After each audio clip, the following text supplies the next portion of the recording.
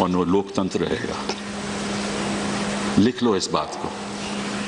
हमने कई बार कई जगह इस बात को देखा है। जो फसाद होते हैं, और जो ताज्जुब की बात यह है कि एक हमारे कश्मीर में उमर अब्दुल्ला को हिरासत में कर लिया। क्यों किया? कि अगर वो उनको रिहा किया जाएगा तो शायद दंगे फसाद हों, शायद दंगे फसाद हों।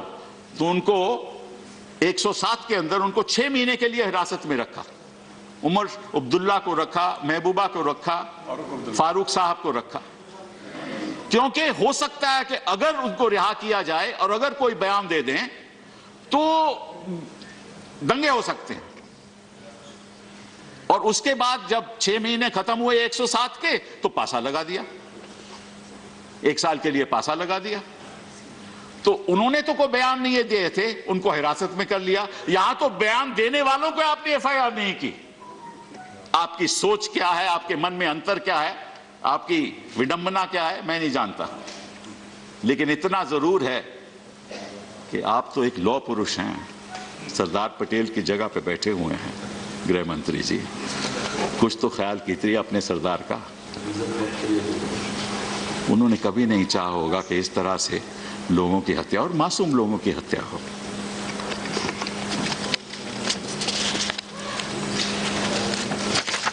सर, और गजब की बात यह है कि गृह मंत्री जी, आप तो खैर बहुत बिजी थे क्योंकि ट्रंप साहब आ रहे थे, and while the celebrations of Trump were being choreographed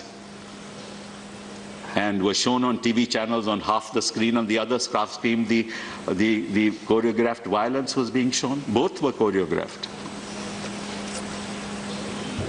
And where were you? Because he was busy in Ahmedabad. आप तो यहां भी पहुंच गए थे, आपने तो कोई बयान नहीं दिया, आपने तो जनता को, देश की जनता को संबोधित नहीं किया।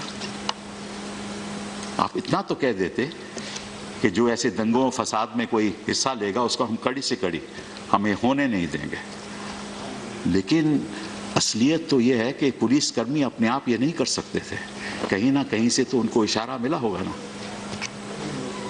कि आप करो, हम उस तरफ ध्यान नहीं रखेंगे। मालूम है, हमें भी मालूम है, आपको भी मालूम है। लेकिन आप कहोगे कि नहीं नहीं, कांग्रेस के टाइम में बड़े दंगे फसाद। मुझे मालूम है आप जवाब क्या देने वाले हो। आप बात इतिहास की करोगे, कांग्रेस की करोगे, आप दिल्ली के दंगों की बात नहीं करोगे। और मैं आपको यह भी आज आश्वासन देना चाहता हूं, मुझे मालूम है आपने एसआईटी तो बिठा दी, आपने एसआईटी तो बिठा दी, लेकिन पीड़ित लोग को अक्यूज्ड बनाया जाएगा और जिन्होंने फसाद किया उनको प्रोटेक्शन दी जाएगी। हमने कई बार ऐसी बात देखी, कई बार हमने देखी है बात।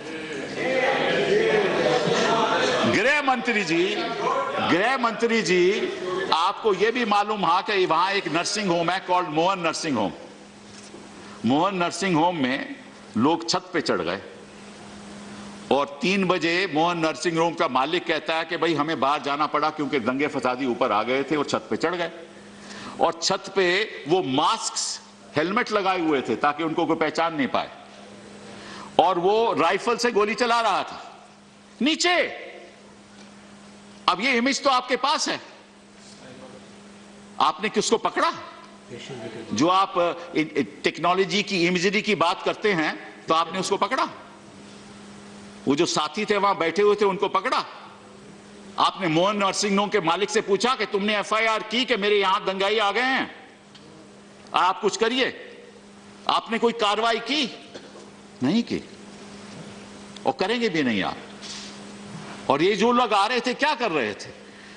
ये जो उज्ज्वला स्कीम है ना आपकी, उसके द्वारा जो सिलेंडर मिल रहे थे ना, वो घरों में फेंक रहे थे, जला रहे थे।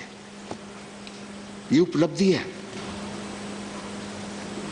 पेट्रोल पंप, पेट्रोल बोतलों में डाल के जला रहे थे, और पहले लोगों को डरा के भगा रहे थे, फिर उसी जगह उसी घर में लूट रहे थे, लूटने के बाद जला रहे थे। और ये दिल्ली में हो रहा था और प्रधानमंत्री 70 घंटे के लिए चुप थे। ये क्यों हुआ? किस लिए हुआ? क्यों आप बर्बाद कर रहे हो इस देश की संविधान को? आपको मैं एक छोटी सी बात शायद अच्छा लगेगा आपको कि हमारे डायरेक्टिव प्रिंसिपल्स में एक लिखित है फंडामेंटल ड्यूटीज, उसमें लिखा गया है 51A to promote harmony and the spirit of common brotherhood. ये एक फंडामेंटल ड्यूटी है सिटीजन की। तो ये हो रहा था, they were spreading brotherhood, embracing communal harmony।